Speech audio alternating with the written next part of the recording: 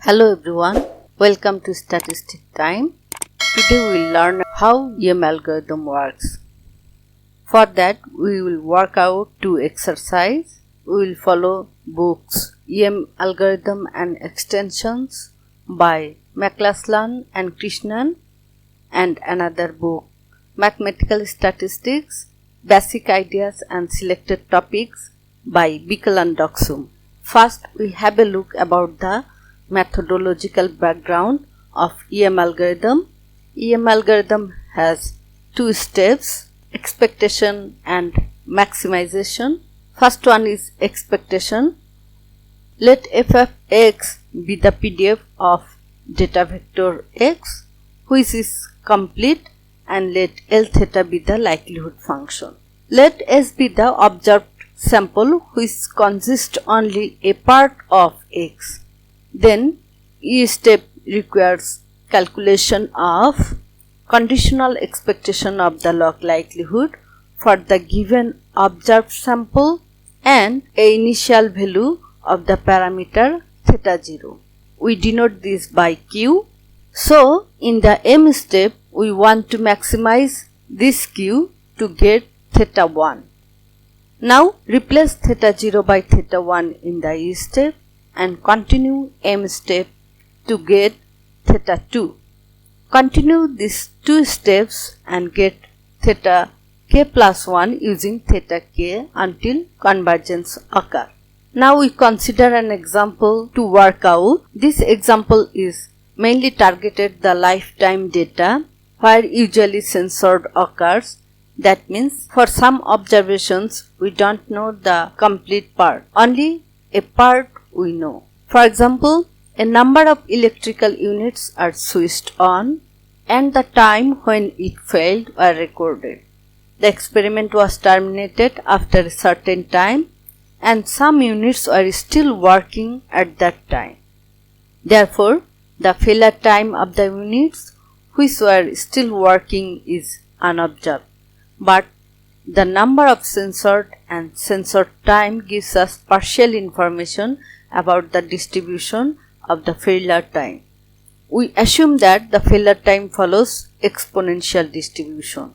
Let us denote the observed data as S, which is equal to minimum value of xi and ci and del I. Here xi is the observed failure time, ci is the censored time, and del I is the indicator variable which indicates whether the observed value is failure or censored. So we can divide the data into two parts.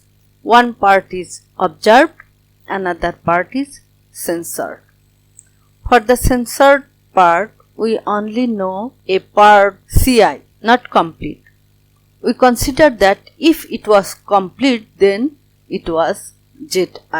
Then the likelihood function can be written as L equal to product of 1 over theta inverse 1 over theta times del I xi plus 1 minus del I times Zi. We simplify this. 1 over theta to the power n inverse 1 over theta times sum of del I xi plus sum of 1 minus del I Zi. We take log both sides, so we get log likelihood equal to minus n log theta minus 1 over theta times sum of del I xi plus sum of 1 minus del I Zi. So in the E step, we have to find out the conditional expectation of the log likelihood, which is Q equal to expectation of log L theta given S and initial value theta 0. We input the terms for log likelihood. Now here a part of Zi is missing and other parts are observed. So if we expand expectation, only expectation will effect on Zi. Therefore, this part actually reduces to expectation of Zi given S for initial value theta 0. We recall that a part of Zi is observed which is Ci, that means censored time. Other parts are unobserved. Now we use the memoryless property of exponential distribution. Therefore, after Ci, it will follow the mean failure rate theta. Therefore, expectation of Zi given is, and with initial value of theta 0 reduces to Ci plus theta 0. Now in the M step, we differentiate Q with respect to theta and we get minus n over theta plus 1 over theta square times sum of del I xi plus sum of 1 minus del I times Ci plus theta 0. We set this equal to 0 to get the likelihood equation and solve this for theta. So we will get theta hat equal to sum of del I xi plus sum of 1 minus del I times Ci plus theta 0 over n. So this is our theta 1. Now we replace theta 0 by theta 1 in the E step and continue M step to get theta 2. We continue the process until it converges. Now we have a look about the R code. If we have the failure time, then enter the failure time as x and the indicator variable for observed or censored as s, total number of observations as n, and insert a initial value of the parameter as r old. Now we establish to conduct the EM algorithm as a function of x, s and r old. This red part is to get the theta hat, that means theta 1, and for is used to conduct the iteration. So upper limit of the iteration will depend on how it first converges. If we found that it does not converges, then just increase this upper limit. Now this part is actually to check the convergence. If convergence occur, then exit the loop. If the convergence does not occur, then exchange R old as the R new and call the EM function with x, s and R old and continue the loop. So once convergence occur, we will get the result from EM x, s, R old. Now we consider another example. This example is mainly targeted the mixture Gaussian process where the main variable is completely observed but the additional observation is missing. We use the data called faithful, which is implemented in R. It contains waiting time between eruptions and duration of the eruption for the old faithful geyser. From this data, we use the waiting time part. If we plot the histogram or density curve, then we will find that it follows bivariate normal, or we can say a mixture of two Gaussian distribution. We are interested in estimating the parameters of the mixer model. We denote the waiting time by x, which is provided in the faithful, and consider the missing indicator variable as del, which is equal to 1 if x belong to the distribution of shorter waiting time and equal to 0 if x belong to distribution of longer waiting time. We consider the distribution of del as probability of del equal to 1 is equal to lambda, which is also equal to 1 minus probability of del equal to 0. Therefore, we can assume for the given value of del x follows normal distribution. Hence, the joint distribution of x and del is p of x del equal to p of x given del equal to 1 times p of del equal to 1 to the power del times p of x given del equal to 0 times p of del equal to 0 to the power 1 minus del. Within the square bracket, it comes from the conditional probability and power del and 1 minus del comes from the Bernoulli concept. Therefore, the marginal distribution of x is p of x is equal to sum of p of x del, sum is over the value of del. Now, if we set del equal to 0, then we will have only the next part. If we input del equal to 1, we will get the first part. So it reduces to p of x given del equal to 0 times p of del equal to 0 plus p of x given del equal to 1 times p of del equal to 1. Now we input the value of p of del equal to 0 and p of del equal to 1, and we get 1 minus lambda times phi x with parameter mu 0 sigma 0 square plus lambda phi of x for parameter mu 1 sigma 1 square. Here phi is used for the normal density. Therefore, it is established that waiting time follows mixture of two Gaussian distributions. Now, parameters involved in the mixture models are theta equal to lambda mu naught mu 1 sigma naught square sigma 1 square. In the E step, first we find the likelihood function, which is equal to product of I equal to 1 to up to n p of xi del I. We input the term for p of xi del I here. Now we input the term for p of del I equal to 1, del I equal to 0 and the conditional probabilities. So we will get product of lambda phi of xy mu 1 sigma 1 square to the power del I times 1 minus lambda phi of xi mu naught sigma naught square to the power 1 minus del I.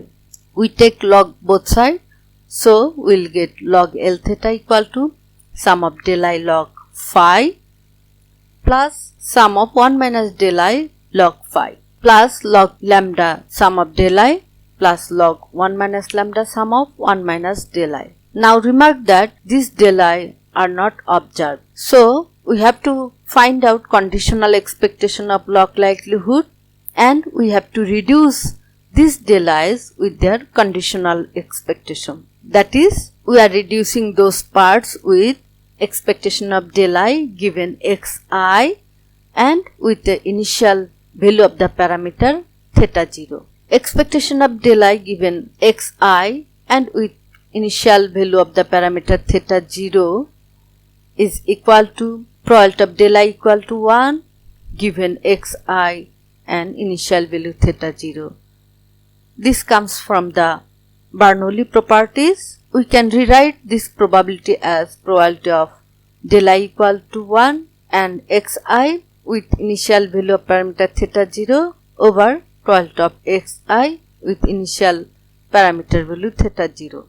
So we can write this is equal to lambda phi of xi mu 1 sigma 1 square over lambda times phi of xi mu 1 sigma 1 square plus 1 minus lambda phi of xi mu naught sigma naught square. We replace all these parameter lambda, mu and sigma squares by their initial values. We denote this as zi. So we replace those conditional expectations in Q by zi. So we get this term.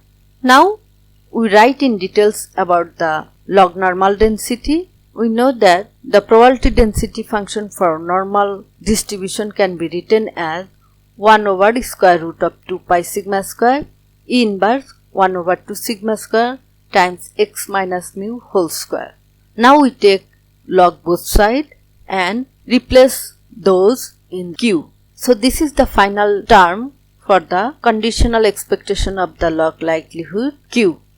Now in the M step, we have to maximize Q with respect to parameter. First we differentiate with respect to mu naught. Remark that in Q, we only have mu naught here. So other parts are constant with respect to mu.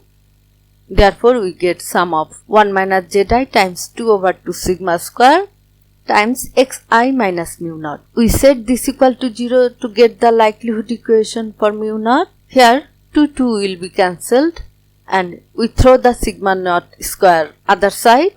So we will get sum of 1 minus zi times xi minus mu naught. After simplification, we will get sum of 1 minus zi times xi minus mu naught times sum of zi equal to 0.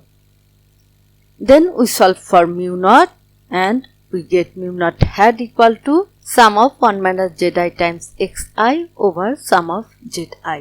Now we differentiate with respect to mu1. In the Q we only have the terms with mu1 here, so other parts are constant with respect to mu1. Therefore we get sum of zi times 2 over 2 sigma 1 square times xi minus mu1. We set this equal to 0 to get the likelihood equation for mu1. Again we cancel 2 and throw sigma 1 square other side. So we have only sum of zi times xi minus mu1. Simplify a bit more. Therefore we get sum of zi xi minus mu1 times sum of zi. Solve this for mu1. So we get mu1 hat equal to sum of zi xi over sum of zi. Now we differentiate with respect to sigma naught square. Remark that in Q we only have sigma naught square here. So again other parts are constant with respect to sigma naught square. So we get sum of 1 minus zi 1 over sigma naught to the power 4 xi minus mu naught whole square minus 1 over 2 sigma naught square. Remember that here our parameter is sigma naught square. Set this equal to 0 to get the likelihood equation for sigma naught square. Simplify this and get 1 over sigma naught square times sum of 1 minus zi times xi minus mu naught square minus sum of 1 minus zi equal to 0. Solve this for sigma naught square and get sigma naught square hat equal to sum of 1 minus zi times xi minus mu naught whole square over sum of 1 minus zi. Now differentiate Q with respect to sigma 1 square. Again remark that in the Q we have only sigma 1 square here. Other parts are constant with respect to sigma 1 square. So we are getting sum of zi times 1 over 2 sigma 1 to the power 4 xi minus mu1 whole square minus 1 over 2 sigma 1 square. We set this equal to 0. Simplify and get 1 over sigma 1 square sum of zi times xi minus mu1 whole square minus sum of zi equal to 0. Solve this for sigma 1 square. So we get sigma 1 square hat equal to sum of zi times xi minus mu1 whole square over sum of zi. Now we have another parameter lambda. So differentiate Q with respect to lambda. Remark that in the Q we have lambda only here. So after differentiation we are getting sum of zi over lambda minus 1 minus sum of zi over 1 minus lambda. We set this equal to 0. After simplification we will get 1 minus lambda times sum of zi minus lambda times n minus sum of zi equal to 0. We have to solve this for lambda. So we are getting lambda hat equal to sum of zi over n. Therefore we get theta 1 is equal to lambda hat mu naught hat mu 1 hat sigma naught square hat sigma 1 square hat. Now replace theta 0 by theta 1 in each step and continue m step to get theta 2. In this way continue the process until convergence occur. Now we have a look to the R code. We are using the faithful data implemented in R. So first we are attaching that. We are using only weighting variable. So we are defining x is equal to weighting. S is the initial value of the parameter. So lambda equal to 0.5. Mu naught equal to 40, mu 1 equal to 90, sigma naught square equal to 16 and sigma 1 square is equal to 16. We are writing em as a function of x and s where we are computing the MLE of the parameters. This EP is to compute the conditional expectation, S1 is to compute lambda hat, S2 is to compute mu naught hat, S3 is for mu 1 hat, sigma S4 is for sigma naught square hat, S5 is for sigma 1 square hat. So we are computing here theta 1, which we are denoting as the new value of S. Here in the for loop we are checking the convergence of the estimating values of the parameters. If the convergence occur, then we will exit the loop. If convergence does not occur, then we will change S1 as S and continue the iteration. Once the convergence occur, we will get the result from iter XS. Let it go, make my body go, make our bodies high.